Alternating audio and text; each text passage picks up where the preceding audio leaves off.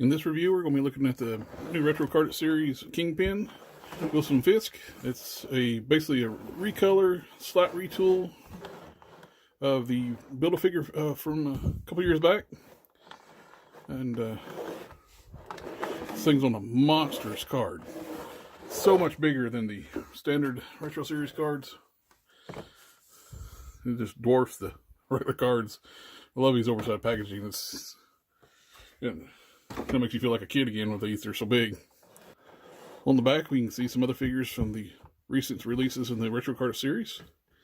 With Spider-Man, Peter Parker, Green Goblin, Gwen Stacy, Daredevil, and Electro. We also have a single line bio for Kingpin, and the Wilson Fisk ruthlessly rules New York City's underworld with cunning and keen intellect. In multiple languages. One thing about these retro card series cards is like they look so nice. It's kind of hard to decide to open them, but Amazon helped me decide it because I got a little crunch packaging in the lower corner. But I'm still going to save the packaging. One thing I've learned to do with these retro card figures, you cut a slit on each side, and across the bottom, you can make a little trap door where you can slide your figures out, slide the tray out, and put the packaging back in, figure back in if you want to store it that way.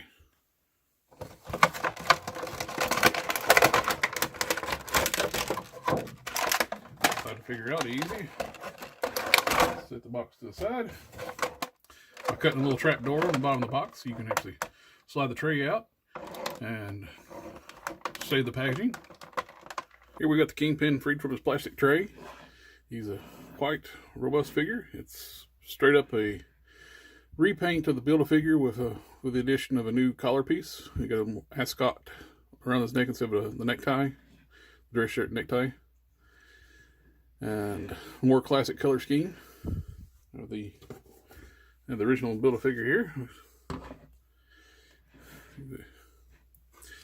More of the white, black, and purple motif on him, and you got the orange vest, blue ascot, white jacket, purple pants. A lot of the big guys in the Marvels used to rock the purple pants. I always liked the Build-A-Figure. I kind of wish I could have just waited if I knew they were going to do this. I would prefer, this is going in my Spider-Man collection. Spider-Man display. I'll end up using the parts I got from the Xavier Rider series, the Shadow King head, and I got some Caliban fit hands left over from a custom I made. This will end up being the Shadow King. The articulation on this figure is a little limited with the suit body and his size of the figure. He does have a disc hinge for the neck, but it's limited little bit limited through the size of his neck and head. He can look up pretty well, and only down a little bit, and he's got the diaphragm joint, which basically only allows for rotation. He doesn't go back and forward too much. The arms are on a disc hinge. They can go out that far. 360 full around. The elbow, there's no bicep swivel with a suit jacket. He has a hinge and swivel at the elbow. They get the swivel rotation to take place of needing to have a biceps swivel.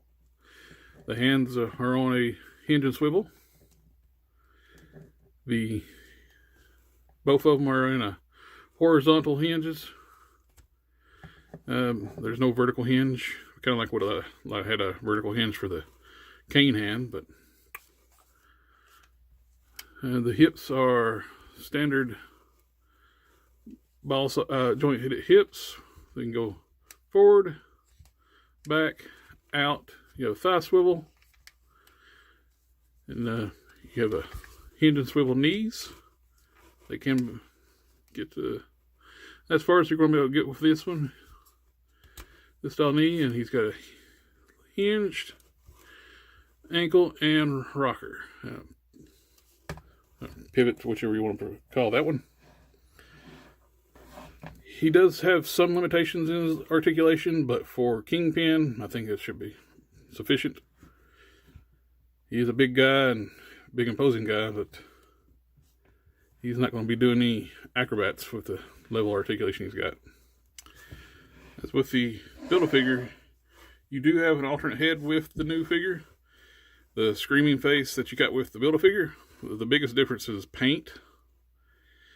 The screaming head on the new retro line has the black eyebrows, and it looks like he's been in a fight. He's got a black eye and a cut on his cheek. And the screaming head here, this is a non-damaged. He's not been bruised up or anything. Same difference with those standard stern heads. The only real difference is the eyebrows. You have gray eyebrows on the Build-A-Figure, black eyebrows on the retro card one. On the canes, you have a brown cane on the retro card and a black cane on the Build-A-Figure. Let's do some size comparisons. First up, we have the Spider-Man UK and the Pizza Spidey body with the symbiote Spider-Man. Next up, we have a Bucky cap, and we have the Wolf cap body. Next up, we have the Venom on the Hyperion body, and the PS3 Spider-Man on the Sunspot body. Next, we have Kingpin next to the 80th Anniversary Hulk, and the Target 3-pack Miss Marvel. Here I did a little part swapping on the Build-A-Figure part and put the Shadow King head that came with Charles Xavier, and I put a set of Caliban hands on them. And we have, I think that looks pretty good. So I have a new Kingpin for my Spider-Man villain shelf, and Shadow King will be going on my X-Men villain shelf. This is an absolutely fantastic figure.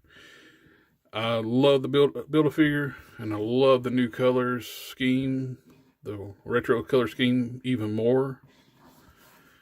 This is Kingpin to me. I absolutely love this figure. I cannot wait to put him back in my display. I hope everyone enjoyed the review, and I'll see you next time.